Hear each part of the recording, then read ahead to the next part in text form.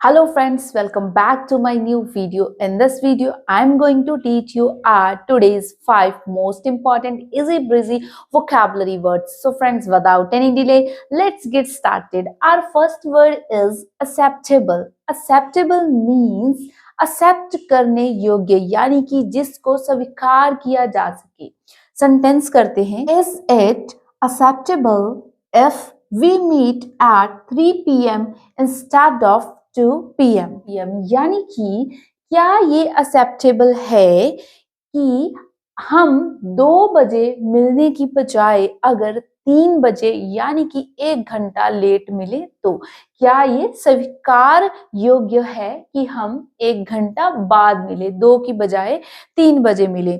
और our second word is access. Access means होता है a way of entering or reaching a place. यानी कि मान लीजिए किसी पर्टिकुलर जगह पर पहुंचने के लिए आपको किसी चीज की जरूरत है, ठीक है. जैसे हम सेंटेंस करते हैं, please grant me access to the shared drive or so I can upload the files. इसका मतलब है कि मुझे एक्सेस दीजिए, अनुमति दीजिए to the shared drive so I can upload the files, ताकि मैं उन फाइल्स को अपलोड कर सकूं. जैसे जब हम किसी को ड्राइव या फिर कोई डॉक सेंड करते हैं ऑनलाइन तो उसमें एक एक्सेस रहता है. जो ऑनर होता है, जो उस पर्टिकुलर थिंग को बिलोंग करता है, वो जब हमें एक्सेस देता है हम उसके बाद ही उसको देख सकते हैं. तो उसी तरीके से ये भी एक एक्सेस है. आप इसको अनुमति भी मान सकते हो कि अगर सामने वाला बंदा एक्सेस देगा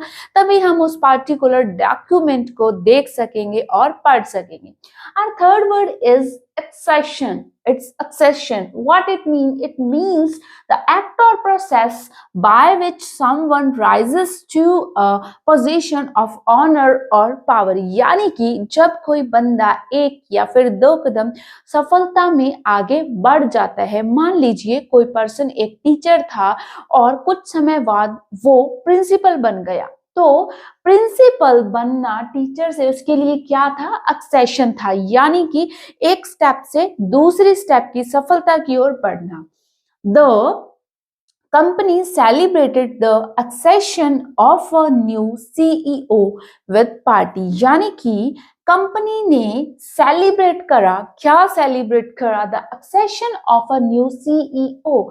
यानी कि जो सीईओ की नई प्राप्ति थी उसको एक ग्रैंड पार्टी करके सेलिब्रेट करा. Our fourth word is abrogate. It's abrogate. That means to revoke. यानी कि किसी चीज को कानूनी तौर पर बदल देना. जैसे कि the government decided to abrogate the outdated law. यानी कि किसी लॉ को बदलने की या बिल्कुल नए तरीके से बनाने की जो अथॉरिटी होती है वो किसके पास होती है? गवर्नमेंट के पास ही होती है. So our sentence is the government decided to abrogate the outdated law. यानी कि गवर्नमेंट ने, सरकार ने यह डिसाइड किया कि पुराने लॉ को चेंज करा जाए. तो उस चेंज को हम क्या बोलेंगे? Abrogate. Our fifth word is belittle. What it means? Belittle. Belittle means seem unimportant or not very good.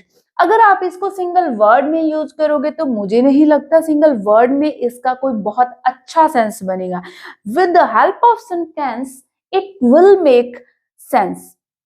Please don't belittle my efforts. I'm trying my best. यानी कि मेरे efforts को आप belittle. Belittle means नजरअंदाज मत कीजिए, unimportant मत समझिए, क्योंकि I'm trying my best. मैं अपना अच्छा कर रहा हूँ, मैं अच्छे efforts डाल रहा हूँ, तो उसको आप हल्के में मत लें. अब हम 2 phrases करते हैं. Our first phrase is hit the sack. What it means? It means time to go to bed. So you can say to somebody to go to bed. Instead of that, you can say hit the sack. यानी कि सोने के लिए चले जाओ. It's time to hit the sack. It's time to go to the bed. इसकी बजाय ये बोलिए It's time to hit the sack. Our second phrase is it's not rocket science. What it means? It means it's not complicated. यानी कि आसान है. Learning a new language is not a rocket science. Yes, you have to practice it daily. यानी कि किसी भी नई language को सीखना कोई रॉकेट साइंस नहीं है, मतलब बहुत ही ज्यादा आसान है. The thing is you have to practice it daily. यानी कि आपको हर रोज प्रैक्टिस करनी होगी. सो फ्रेंड्स, आज का वीडियो यहीं तक. मिलते हैं एक नए वीडियो में. अगर आपको मेरा कंटेंट सच में पसंद आ रहा है, then please hit the bell icon, subscribe my channel, and I'll meet you in the next video.